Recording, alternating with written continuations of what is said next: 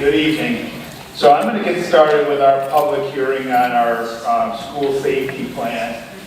And I'm going to try to go through this in a timely fashion so that everybody has a sense of what we're talking about before we get on with our school board meeting. So, you know, our mission and vision drive everything that we do, and that comes to safety as well. So typically I'd like to start with the essential question, which is how will we ensure that we offer a safe and secure environment that allows us to execute our vision and our mission. So tonight the focus is going to be on providing you with an overview of our district-wide and school safety plans. And I hope to do that by talking to you about the true purpose of our safety plan. The true purpose of this work is to prevent and minimize the effects of violent incidents and emergencies. It's also to facilitate the coordination of each school and the district with our local, our county, and state resources in the event that such incidents or emergencies occur. So our plan includes district-wide and school-wide safety teams, plans and response teams, as well as plans and training for staff and safety drills. So there really are three components of a school safety plan, or school safety in general. It comes down to the climate, behavioral support, physical safety. So when we think about climate of our school district, we want to ask you to think about the overarching feel of our schools or our community and our school district as a whole. Are we a welcoming and affirming school district? Are we a welcoming and affirming environment? Do we have the necessary supports that our students need through MTSS and the use of threat assessments to be preventative and proactive when it comes to behavioral supports to avoid incidents of violence? And then lastly, Mrs. Waffler, you'll appreciate this one. How have we modified our physical plan, even some of our behaviors, to ensure that we meet our students and staff and community needs in a clean and inviting yet secure environment? So for me, when I think about our plan, there really are five major components to our school safety plan and our building level plans. And that is the plan, prepare, prevent, protect, and practice. And these five critical areas I'm going to highlight tonight just to give the board and the community a sense of what goes into our plan and the process that we follow to ensure that that plan is enacted. So one thing I need to note for all of you is the intentional redundancy. So as we go through, you're going to recognize throughout the presentation, there are multiple topics covered in multiple slides. So first, we have to come up with our plan. And as you see, there are several components of our plan, and I haven't listed everything, but when we come down to it, those 8 particular areas are critical because emergency situations can range from man-made problems such as power outages, fires, or bomb threats to natural disasters like blizzards and floods, and then they may present highly dangerous situations or mere inconveniences. So our district plan is meant to guide the procedures of the more detailed building level emergency response plans. And up here are several areas in which we do that. And put communication down as primary because, as you know, I think most issues stem from lack of communication. So I'm very pleased with the TAP app and our integration of that. Very pleased that our district is the first in New York State with the 4D component. And that is something that is going to start to be more and more prevalent in this county and in this region. I think you're going to start to hear more about TAP and 4D as time goes on. A couple other things that I want to point out. We've spent a lot of time and effort trying to change behaviors, not just of our students, but also of our staff. And we've spent a great amount of effort in the next area, which is preparing them for hyperarousal. It's hyperarousal is how people behave in a threat or in an emergency situation. So we're really trying to put time and effort into safety and security as part of everything we do, whether it comes down to classroom management plans, whether it comes down to, you know, warm, inviting environments that are clean and safe, whether it's teachers being in the doorway. All of those behaviors are things that we're really trying to affirm for our students, for our staff, and for our community. And up here are several of the areas in which we've spent a great deal of time focusing our efforts over the last few years. Again, communication, creating a feedback loop, the district-wide MTSS teams, and extending on those naturally existing MTSS teams and creating a threat assessment team component off from that. We've spent an abundance of time and energy on social emotional learning, and we're also doing some things, God forbid, something happened like Stop the Bleed, which is the tourniquet training that several of our staff have been trained in over recent years. Which a minute ago I mentioned the power and the importance of relationships as well as that clean and inviting environment. All of these things are components of our plan. And really from a basic standpoint, this time with communication, if you see something, say something. And there have been a few instances over the past few years where students have recognized things are not quite what they should be. You'll recall last spring we dealt with something with a staff or with students recognizing an adult on campus here at the middle school. They alerted staff, staff alerted administration, administration alerted first responders, and thankfully that situation panned out okay for us.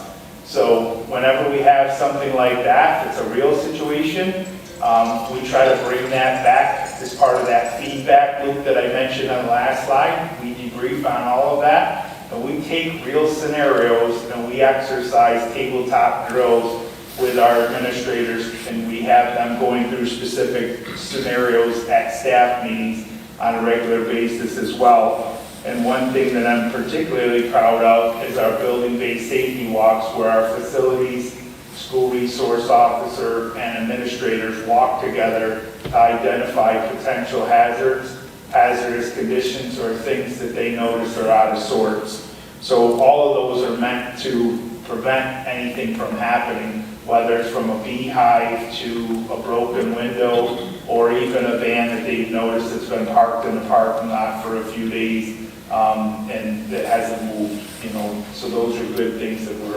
we're instilling in our behavioral practices. Next, we're going to move on to some of our measures that we have taken to continue to protect our most valuable resources and assets, which are our students and staff. You know, the Board of Education has made a firm commitment on our Board of Education has made a firm commitment to our school resource program, or resource officer program. We have a great partnership with the Wayne County Sheriff's Office. You know, we went from 3 down to 1 just due to the deputy shortage. The sheriff knows directly. I'm really looking to be fully staffed with 3. They have a new crop of candidates that should be coming out of the academy soon. Whether that frees up more deputies to be on campus in schools in Wayne County or not, yet to be seen, but that is something the Sheriff Building knows that we want to continue to support, and that we're looking to restore 3 full-time SROs. Next, physical plant improvements. You will recall that I did have a community member walk me through to give me an assessment on our physical security. I'm pleased to say that our school district and our Board of Education have supported many improvements to our physical plant safety. For purposes of confidentiality, I won't get into all of that, but I will say that I feel much better about the physical plant upgrades and things that we've done to enhance people's safety and security. And lastly, a few of the other things that we have going on that the board is aware of that we've been doing for the last few years. The TIPS program from the Safe Schools Helpline, the active monitoring from GAGL, and the Safe Schools Hotline. And again, I can't reiterate enough how important that TAP app and 40 Skate will be for us in a rural community. And lastly, just really emphasizing the importance of practicing all of those earlier components and making sure that we drill early and we drill often.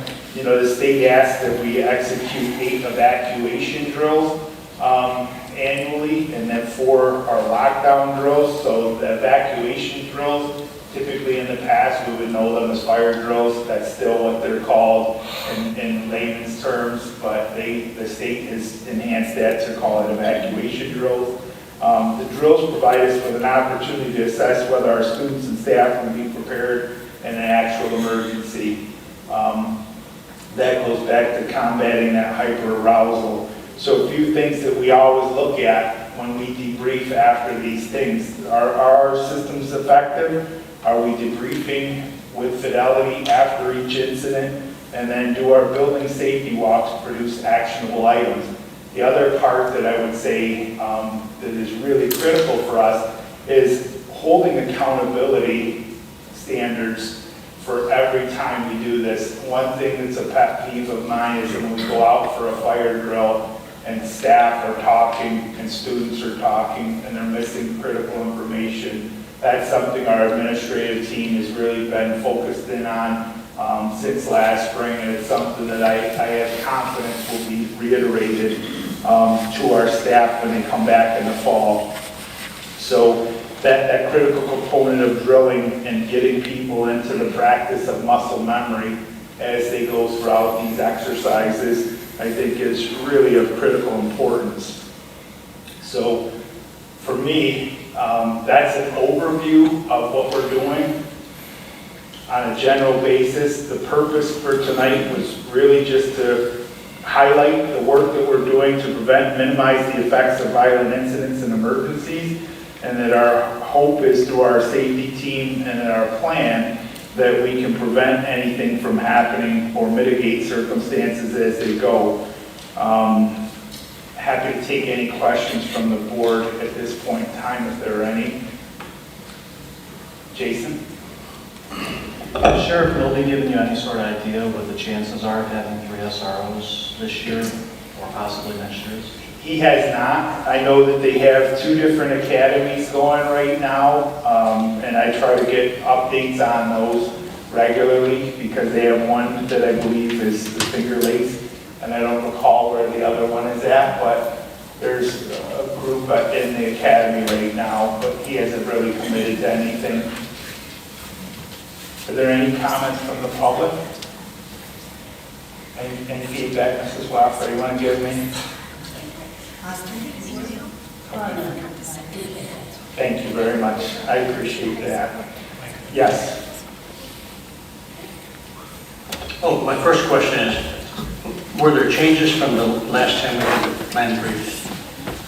Were there changes? Yes, the threat assessment thing, the threat assessment component is regularly looked at and assessed.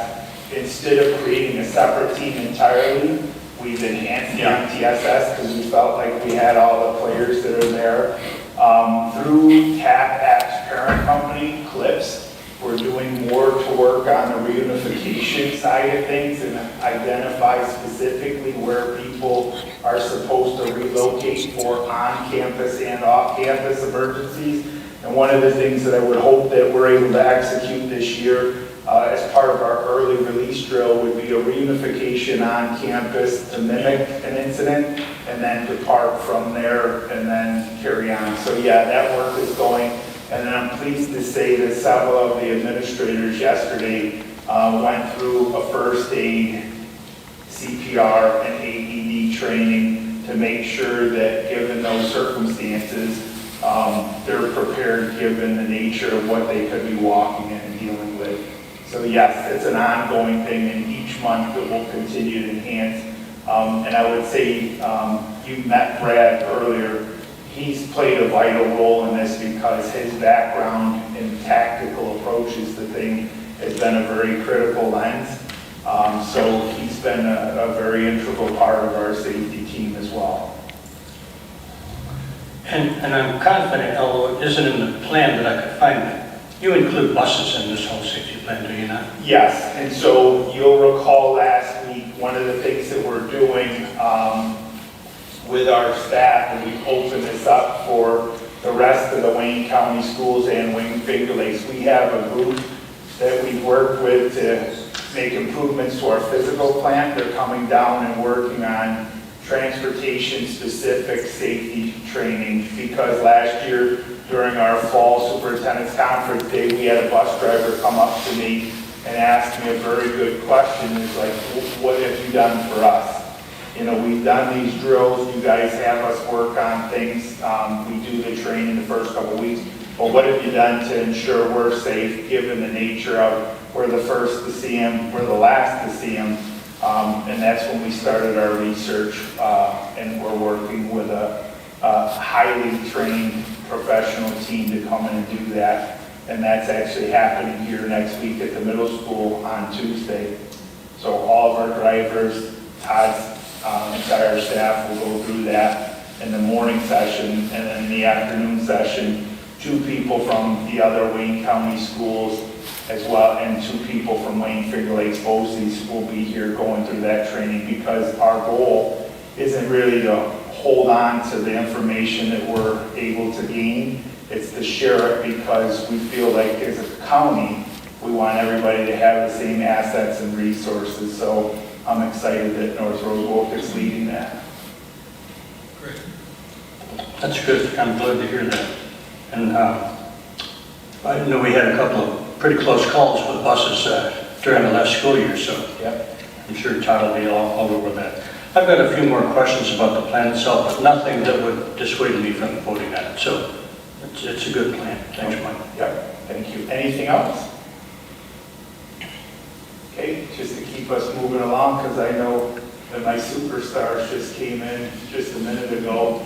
So I want to go through so that Sam and Nolan have the proper time, but I just want to go through some highlights of the code of conduct. And I've asked Mr. Matthews to join me for this as a portion. So tonight, the district has a long-standing set of requirements for conduct on school property and at school function.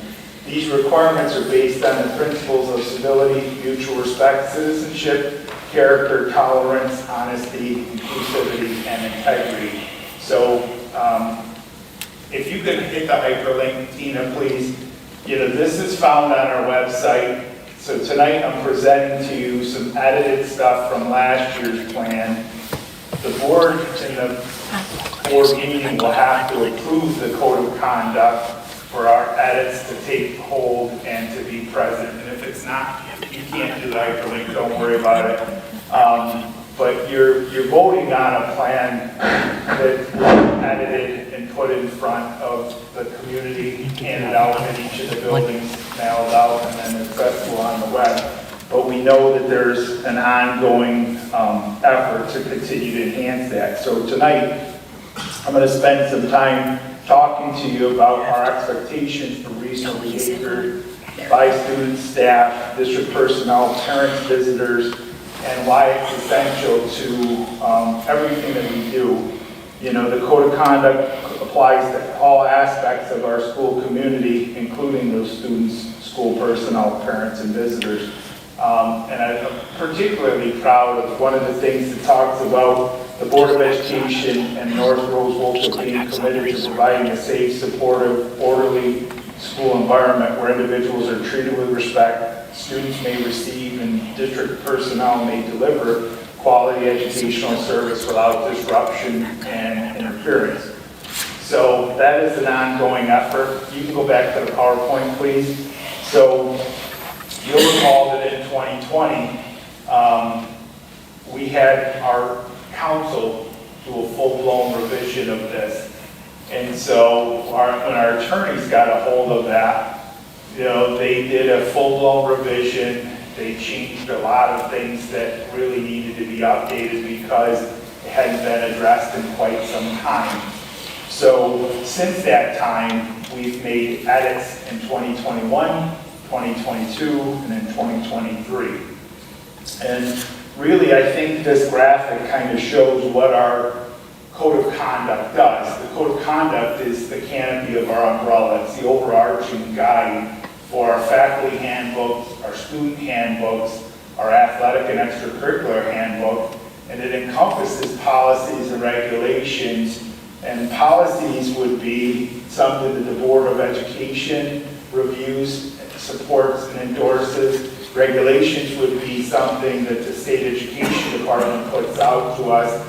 And our handbooks are probably how we execute those two things is the easiest way to look at it. So the arrows here are meant to show that the code of conduct, again, is the overarching thing that encompasses all of that, and that our policies and regulations are incorporated in each of the areas, the respective handbooks, and then there's a reciprocal nature where they go back and make sure that they reflect the things the code says we will support.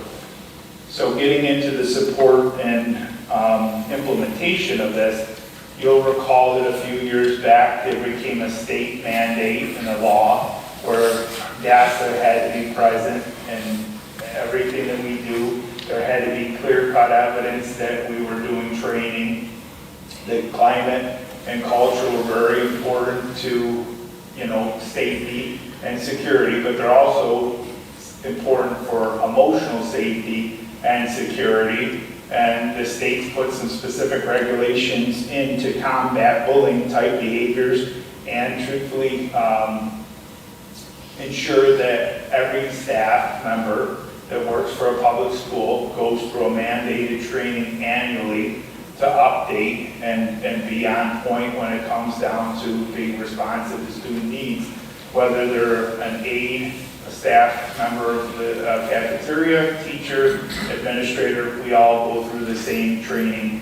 And that actually, in my opinion, is a good thing because it ensures that people know what our expectations are and that we are able to point out and say, here are the things that we've done to support our students. And I would also like to say, we're not always so great about being at 100%, but we're always looking for improvement. So several of the terms that you're going to see on your screen, you've seen many times before. In particular, the column on the left are relevant terms that are highlighted on a regular basis. So tonight, what I hope to do is go through several of the terms on the right-hand side that are based on incidents that we didn't handle so well last year or questions came up as a school district. I pride myself on the great things that we're doing, but I never shy away from the blemishes that we have and the learning opportunities that we can move forward.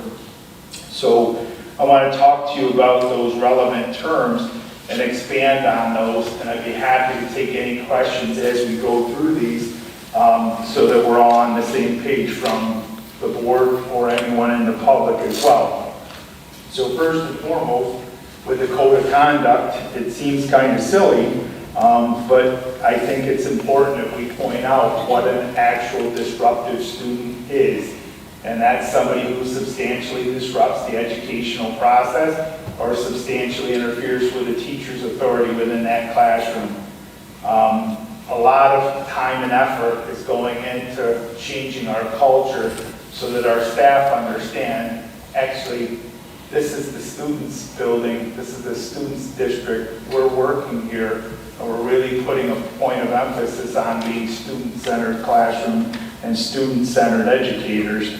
But from time to time, we have students that disrupt, and we want to be able to highlight what that term is and what it means so that when we're questioned, everybody has the same understanding. Next is the school function piece, which is covered pretty much in any athletic event, any academic event, dances, plays, music productions, field trips, or district-sponsored trips. And as we go through some of these terms, you're going to start to realize many people don't look at the school bus as an extension of our campus until something goes wrong. And that's when we have to go back and point out, it's something that's covered under the code. Yes? So did that get changed? The school bus piece? No. The one you just had. The disruptive, the school function, School function. that's going to be in addition, yes. Okay. Yep. That is what's in there. Correct. Okay, good. That is an edit. There's a few other things, but I'm going to get to the end, and I think you'll start to see, once I started to go through this a little bit more, that we're going to need to reassemble a committee and do a full-blown revision.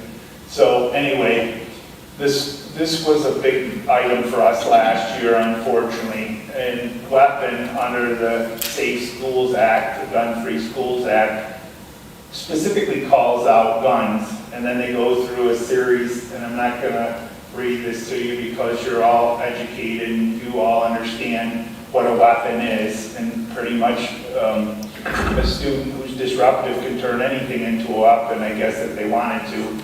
But last year we had a few incidents where knives were brought on to a school bus, which again, it's an extension of our campus.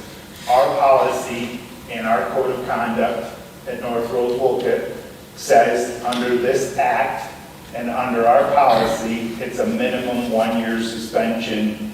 You know, you go to a superintendent's hearing, you go through, you have your case heard, it's a minimum 1-year hearing, and then, you know, we work backwards because we know from time to time students make mistakes, and we also take into consideration the incident, the information that we're given, and then several other areas of the particular circumstance that we can refer to when a decision is made, but the policy is clear cut. So 1-year suspension. If the board and the superintendent of schools considers an abeyance agreement, you know, again, that's all stuff that's legally documented. But last year we had a few people that took exception to the 1-year length of suspension. And unfortunately, in this day and age, there is no gray for us, and I'm okay with it being black and white and working backwards. Next, as I said, the school buses started to become a real area of concern. In many cases, I've said this before, our drivers, the first to see them and the last to leave them. They're out on cold, dark, snow-covered roads, and they're transporting our most valuable assets, 40 students at a time, and out there with so many different factors and so many variables on 104 or on a rural country road, the last thing that we need is a disruptive student putting the driver and several other lives at risk. So suspension from transportation is something that unfortunately we've had to invoke and remind people of, that it's an extension of campus. A couple other things that I think are important. So in the previous hearing, you heard me talk about MTSS and then threat assessment teams. So a lot of times our work is proactive and we're trying to intervene at the lowest possible level. And several of the skills that we try to employ, whether it's, you know, restorative practices, whether it's, you know, just a facilitated discussion, peer mediation, whether it's a consequence from time to time, a lot of our work is meant to correct the behavior and remind the student we're not disappointed in you as a person, we're disappointed in the behavior. So really focusing in more and getting more of our classroom management practices in line with interventions versus consequences. And again, consequences aren't a bad thing. I believe personally that students thrive in a orderly and structured environment, and from time to time they need to be reminded of that. I know I benefited from reminders quite a bit as a child. So next, couple big things that you saw last year. Tardiness was a real issue during the pandemic, and we've really worked hard to define tardiness being late to school or to class, and we started to really hone in on some work there. And then absenteeism being a major issue, and the state would define absenteeism as at least 10% of their academic year. So a couple things are coming up, and I'm going to have Mark speak to some stuff that come down from state ed regulations that we're proposing, things that we've experienced here, and then I'm going to jump back in and pick my piece back up.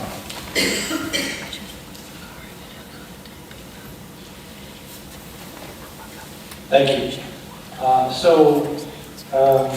Our committee convened to review the code of conduct, and Mr. Pullen asked us for recommendations. And in the past, for short-term suspensions, the appeals process bypassed the superintendent. And the committee discussed the appeal process for short-term suspensions and recognized the value and involvement of the superintendent in suspension and the discipline proceedings that occur. And so therefore recommend the following, that this piece be changed to a student or person in parental relations to the student may appeal the principal's decision to the superintendent by filing a written appeal. That would be the content of the change, the substance of the change from Board of Education to superintendent, based on the findings and feedback and discussion of the committee. In addition, the committee proposed changes to the alternative instruction due to new mandates for tutoring for students who are out of school due to illness or tutoring for suspended students. Elementary, minimum number of hours of tutoring is required is 2 hours a day now, up from 1 hour a day. And secondary, grades 7 through 12, is an increase from a minimum of 2 hours to 3 hours. We're doing that in 2 routes as well. And another suggestion from the committee was that we look at our dress code, language under dress code. Formerly, in the current document, it reads, teachers and all other district personnel should exemplify. And the committee suggested that we clarify the language to teachers and all other district personnel are expected to, because we feel that it articulates an expectation that each person in our district participates in creating a safe and welcoming environment.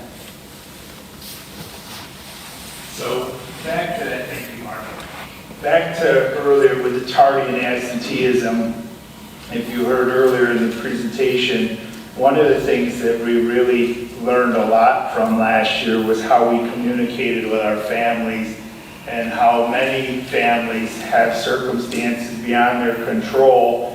And we learned, because our letters are black and white and they're sterile, they didn't really take into consideration extenuating circumstances, and they didn't take into consideration that there needed to be a collaborative effort between home and school before they received these very inflammatory letters that state things like CPS and outside agencies, and you're committing particular ed neglect or child neglect in some cases. So I'm not going to keep going on, but there's the principals and the administrators work to create new versions of the letters, and it's more reflective of a collaborative approach, and there's a little bit more of an effort on their part to ensure that there's some dialogue with the families when these letters go out. So one of the things that we learned last year is when we put these things into our student management system,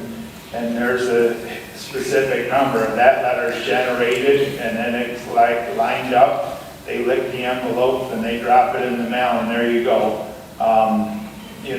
And by the time our families receive that letter, their natural impulse is to be on the defensive because they see all this toxic language that doesn't take anything into consideration, whether dad's ill, mom's ill, something happened where they had, car trouble, or in some cases, the child is dealing with an illness and the parents are trying to work with their primary care physician to ensure that their students' needs are met.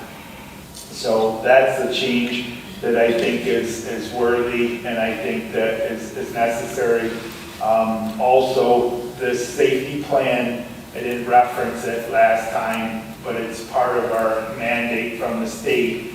The school safety plans and our code of conduct now both have the remote instruction plan in there. So anytime we have to shut school down for an emergency or a natural event, we have to let the state know what's going on in the portal. So some things that I want our community to remember is the administrator generally consider these following items when they render a disciplinary consequence. And I really would say to you, you have a great group of people working for your community and your students when it comes down to dealing with every matter case by case. So whether it's the student's age, the nature of their offense, their prior history, what's worked, what hasn't, the participation, again, collaboration with parents, and those other extenuating circumstances. Many times people just think, our natural impulse is, hey, they act up, get rid of them. And I'm proud to say that that's not the overall attitude or even an individual attitude for many of our administrators. So this range of consequences is something you're all very familiar with. Again, it was one thing that was revised back in 2020 at the advice of council. Not much has changed there. This is something that I'm pleased to say we're doing a much better job with, which is publicizing our DASA coordinators for the building and our DASA coordinators for the district. I would also say that we spent a great deal of time, effort, and energy last year through professional development with our administrators to ensure that our disciplinary process and our investigations for DASA complaints and discipline complaints parallel one another, because in some cases you could have a matter that's dealing with a DASA issue that results in a disciplinary matter. You could have a disciplinary matter that comes back here later in the year that is tied to specific incidents that really start to show a pattern and a tendency. And Mr. Bittner, Ms. Finn, Ms. Gilman, and Ms. Pagliatti are really doing some great things with ensuring that our staff and our buildings are following that DASA process. Here's some real clear things to me as I've looked through our code of conduct. The edits that we're proposing are reflective of feedback we received last year. Our code of conduct continues to provide us an operating standard that keeps the district compliant with the state education department, and that the consistent implementation is where we've struggled. So again, not shy to say we have blemishes. Our team, administrative team, has spent a lot of time reflecting this summer on the need for more consistency. So consistent implementation doesn't mean just within one building. It means within all buildings. It means within the classroom. It means the hallways. The expectations have to be clear. I tend to think I speak clearly when it comes to the consistency, and I believe based on the work that they put in this summer, you're going to start to see the fruits of that labor. Additionally, this is a big one for me. I think we have to have a committee that's formed in this school year, and I believe we need to go through a full-blown evaluation of our code of conduct. I believe we have enough here to edit and implement to be compliant, but I do believe that we need to put a committee together that is representative of stakeholders, and that we evaluate whether our code of conduct is appropriate and whether it's being implemented with fidelity. And I also want to make sure that our code of conduct is culturally responsive to the issues that we're dealing with right now. And I would say to you, after 2020's full-blown revision, it's time, because the edits are starting to outnumber the things that are good. And I would say that we also need to make sure our code is reflective of those policies and regulations, and that our handbooks are reflective of the policies, the regulations, and the code. And the last thing I would say is our code of conduct really needs to be more user-friendly. You know, if I need a doctorate to decipher what the heck our code of conduct is saying, I'm going to continue to struggle with it because I won't get it. I won't get the gist of what we're trying to do. But if we make it clear and put it in layman's terms that people understand, I think we have a better chance of cleaning those things up. And again, just a quick graphic representation, if you think about code of conduct policies in the handbooks versus what we're dealing with currently, which is this, right? A linear path versus, you know, the reciprocal thing. Questions, comments, feedback from the board? Anyone from the public? Mrs. Wackler, am I still doing all right? Thank you. All right. Yes.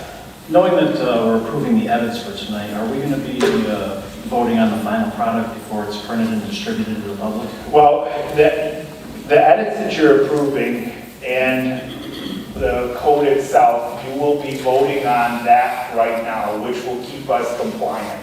And from a legal perspective, as I said, we've looked at this with counsel and we have the things that are necessary.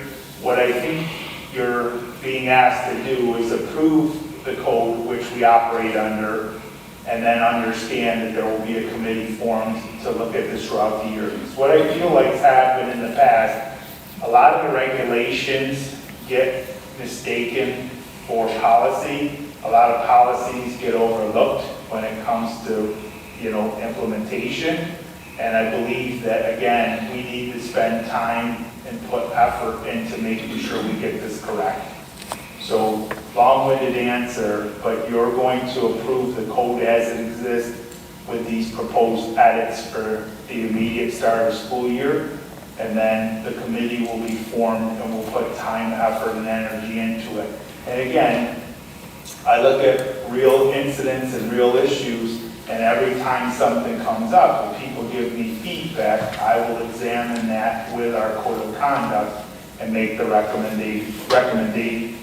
recommendations in terms of the changes that need to occur. And that's why this here, the right-hand side, those are all real scenarios that were present in all three buildings last year. And I feel like the edits cover what we needed to do. But I also would say to you, getting a stakeholder group together would give me more accurate and better information than just saying to the 7 of you, please approve this because we as administrators feel we've done the necessary work. I think they did a great job of examining it, but I do believe we need to put more time in with more representation from our stakeholders, including students. Thank you, and I agree with the substance of everything. I'm just talking about the end product for this year that we are going to distribute to the community and the students. Yep. Will we see that before that is handed out or finalized? Yes. Okay. As soon as you vote on it tonight, we have to make changes. We have 30 days to get that up and present, just like the safety plan. But you'll see the edited version. And again, you know, it's edited, it's not an overhaul. So you're going to see a lot of the same code of conduct from last year with some enhancements in it based on some of these things. But it's not necessarily a full-blown overhaul. And the reason being is because, again, I don't think we had enough diversity in voice. Does that answer your question? Okay. I mean, it makes total sense. To go through that process you're speaking of takes a long time. Yep. So, you know, you recognize that you need to go through that process for this school year. And I think having us approve it for this coming year we get through May makes perfect sense. Okay, thank you. Okay, so I apologize to our presenters for being late, but I'm excited that when we get into our board meeting, these two superstars, I think you're gonna enjoy. I will call the Board of Education meeting to order. Welcome, everyone. Would you please stand for the Pledge of Allegiance? I pledge allegiance to the flag of the United States of America and to the republic for which it stands, one nation, under God, indivisible, with liberty and justice for all.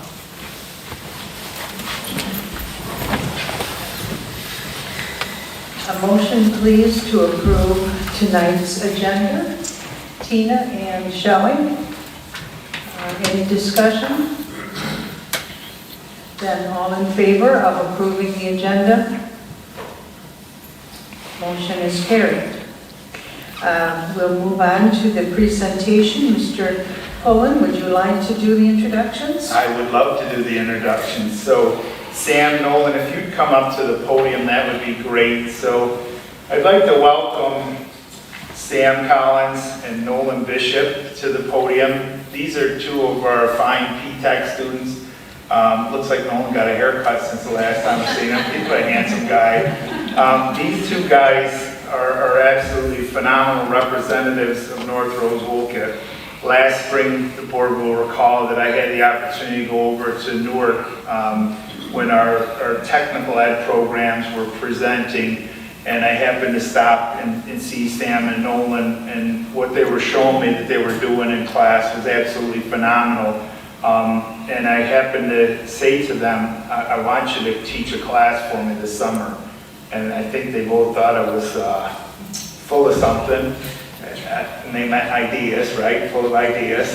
So they thought that was a great thing. And we have their superstar mothers with us too, that both work in a capacity for our district, whether it's teacher assistant or parent liaison. And I said, why it would be really cool if we could have you guys teach our elementary students to really gain some momentum in the areas of technology. And if you could work with your mothers, I think that would really be something. So I posed that question and an idea to Mrs. Pagliatti and Mrs. Elliott.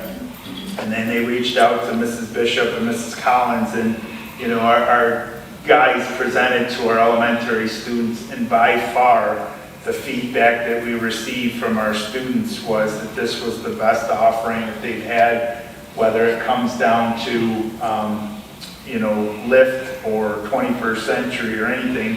So these guys are future millionaires. Just remember where you got it. Donate, scholarships.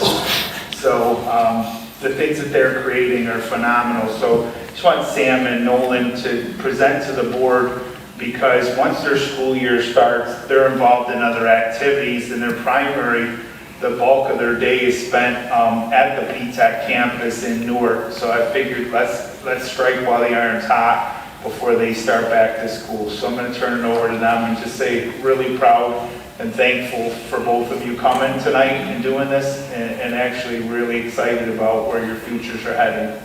Thank you. So I'm Sam Collins. Just plug that mic in, or push that button. There you go. Perfect. I'm Sam Collins, as introduced, but so me and Nolan, we go to P-Tech. We're both in mechanical technology pathway, and like you said, we were asked if we wanted to take part in this class, and I found it. We find it as a good opportunity not only to add something to our resume, but to get some more experience for the workforce and just have something under our belt. But so throughout the week, we started off with an introduction to both coding and 3D printing, also a little bit of CAD in that as well, which is computer-aided design.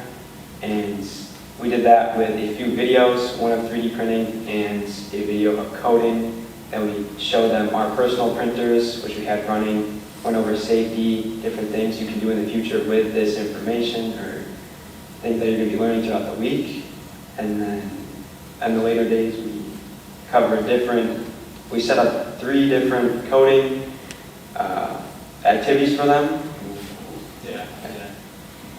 So each of the stations that we set up for the kids had a little robot that you could see what your coding was doing, and we had little mazes that they had to go through, so they had an objective to complete. It really engaged the kids. They'd all played with all of the little robots prior, but they never coded with robots prior. So for them to already have a little bit of experience with the robots helped out with experience with coding. So it was very simple coding. It's called block coding.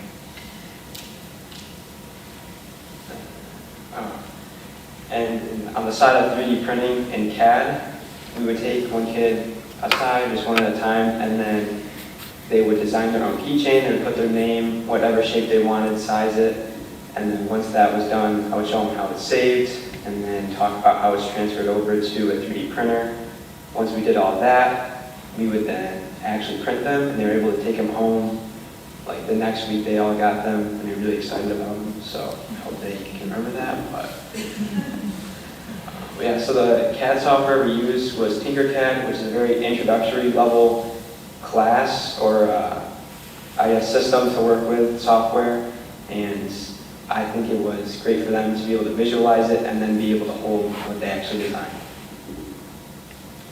And in the future, we were asked to kind of talk about like what should be taught in both coding and CAD specifically, just because they're going to be used throughout their entire lives. They're going to see it. You can already see it now. It's definitely a big step towards the future. And if they're able to get an early look into it, see if they like it, then they can stick with it throughout the rest of their career.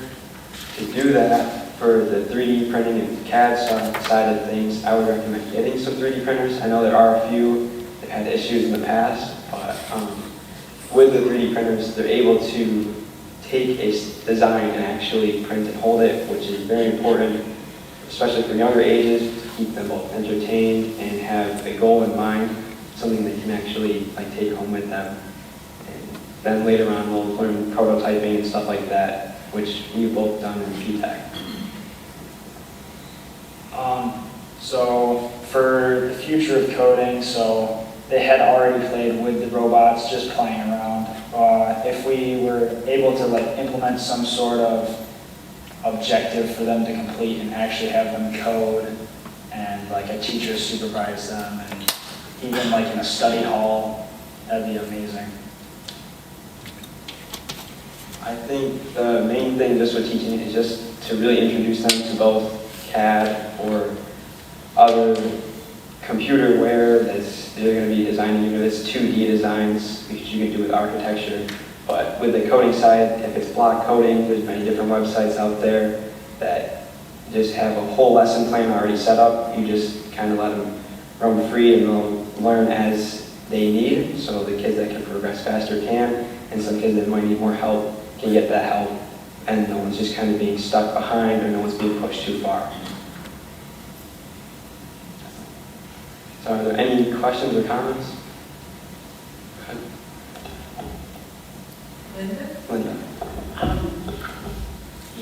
I know your moms are very proud of you at this moment, but I also wanted to recognize you as wonderful ambassadors for the PTEC program, and also to introduce to younger students so that when they get to the point of making decisions of what they want to explore, they already know something about it.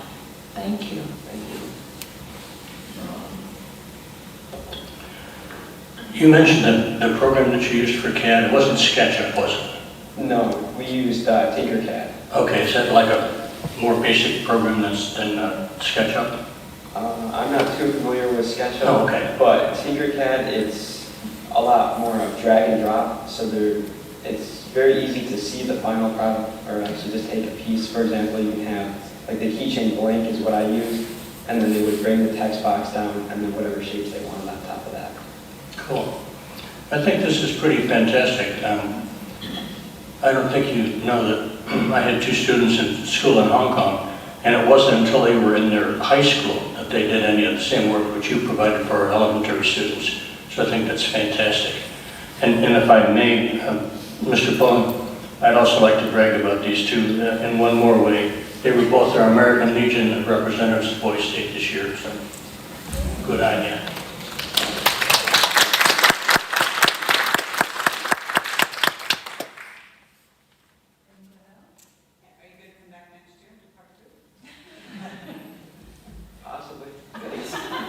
think those possibilities are reality because I believe Mrs. Pagliatti and Mrs. Elliott are working to create some after-school opportunities for our elementary students based on the work these two fine young men provided. So I think someone's going to be in touch real soon. Thank you, guys. Thank you so much.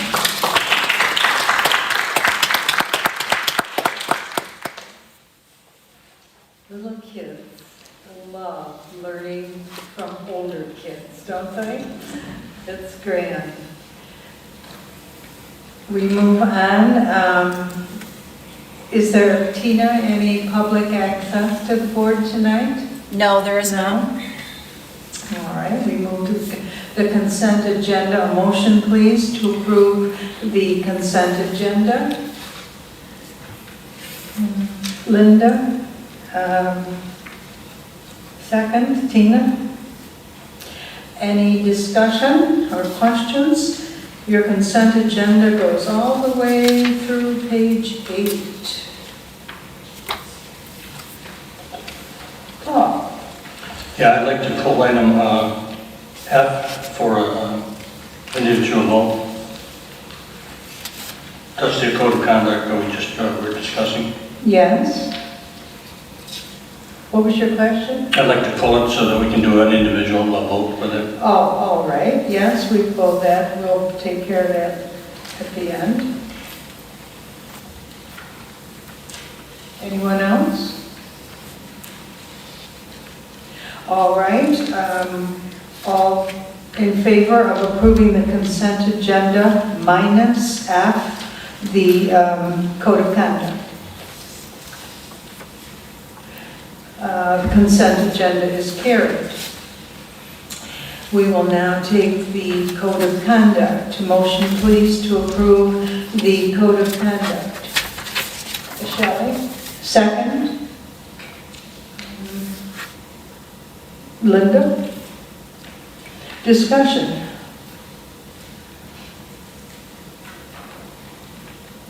Hearing none, all in favor of approving the code of conduct? He wants to do, he wants to do a roll call. Oh, you want to do a roll call?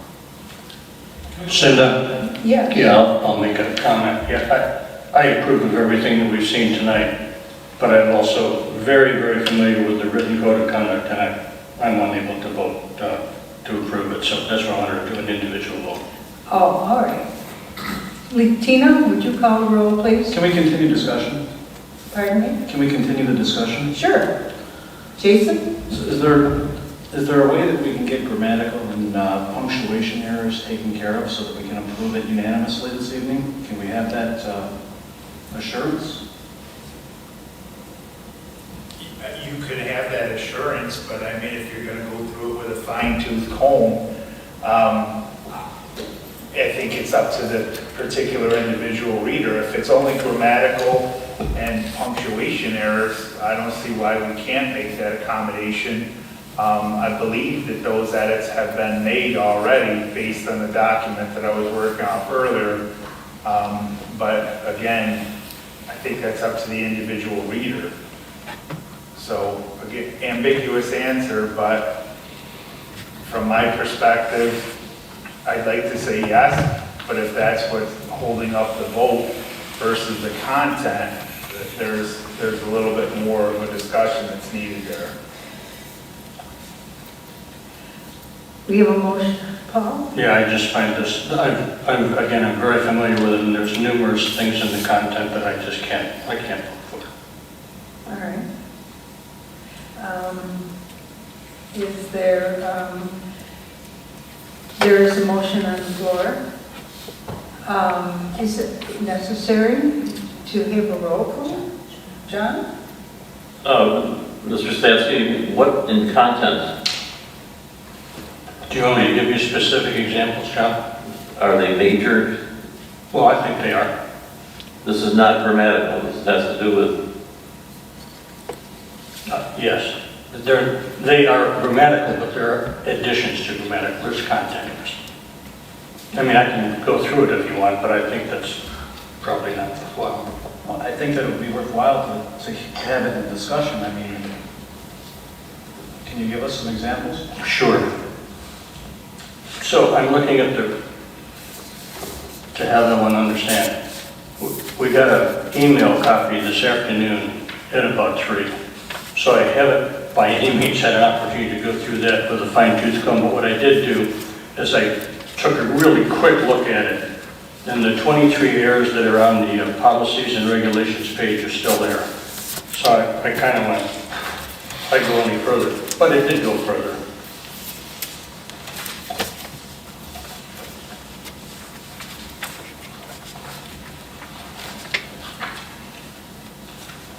The one that, there's several again that go through there, but I'm going to go to page 21, I think it is. Actually, it's 23. So if the principal of the alleged offender, and it goes and it talks about the assistant superintendent for business and operations. We haven't had one of those for a couple of years, so it's just more examples like that. I don't really think I'm going to go through them in a board meeting. All right. Will there be a mechanism then that the committee that will be set up will get a copy of your critique? It'd be a positive item. Are you asking if I give mine to the committee? Absolutely. Yeah. In fact, I'd like to be, Mr. Full and I mentioned this real briefly before the meeting. I'd like to be a part of that committee. Well, I think that there's definitely a necessity for members of the policy committee, whether it's the entire policy committee or, just a representative from the policy committee present at that level. And again, I'm looking through this stuff and understand it's been in our attorney's hands, and there have been a group of administrators looked at it this summer as well. So, I feel like you guys have the public hearing, you heard some of the proposed edits, you heard that there's a necessity for a committee, and I don't know that we need to belabor the point unless you want to continue to go through it with a fine-tooth comb and point out our deficiencies. I'm happy either way. It's the board's prerogative as to what you want to do. We have a motion on the floor, and we will vote on the motion as it stands. Where it goes from there depends on how the outcome of the motion. And as far as the comment, Paul, of wanting to be on it,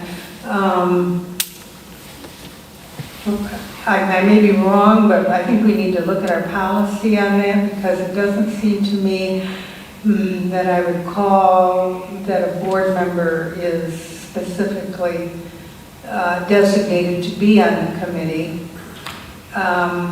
But I think there was the ambiguous addition of others, so that possibly could be added. But we have a motion on the floor to approve the code of conduct. Board members have asked for a roll call vote. Tina, would you call the roll? Cinda, Yes. Jason, Yes. Tina, Yes. John, Yes. Paul, No.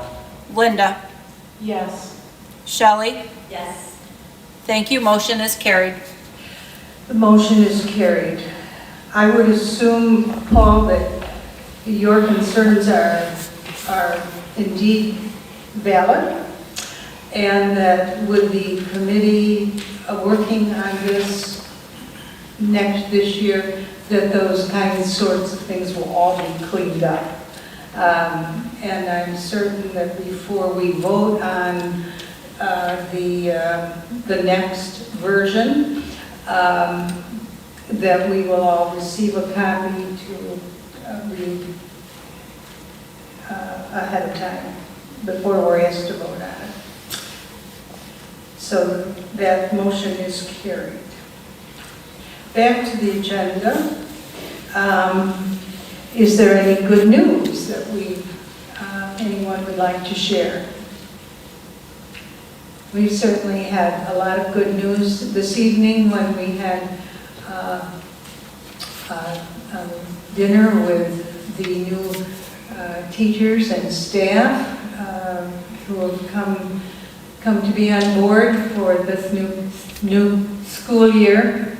They were a delightful, enthusiastic, ready-to-go group, and it was wonderful to see. And certainly our two young men from the PTEC and their experiences in teaching this summer have just been a delight. Is there any other good news that we want to share? John? I can't give you specifics, but I do know that I'm very thrilled that our district has a full complement of athletic teams for the fall, as opposed to other districts in our county and our region who are struggling. It's a positive for our staff and our students, especially our students. They can participate. Yes, indeed. All good opportunities. Any other good news? All right, then we've completed our agenda for the evening. Motion, please, for adjournment. Shelley and Linda? Any discussion? All in favor? Linda, are you voting? Oh, thank you. Motion is carried. We are adjourned. Thank you and good night.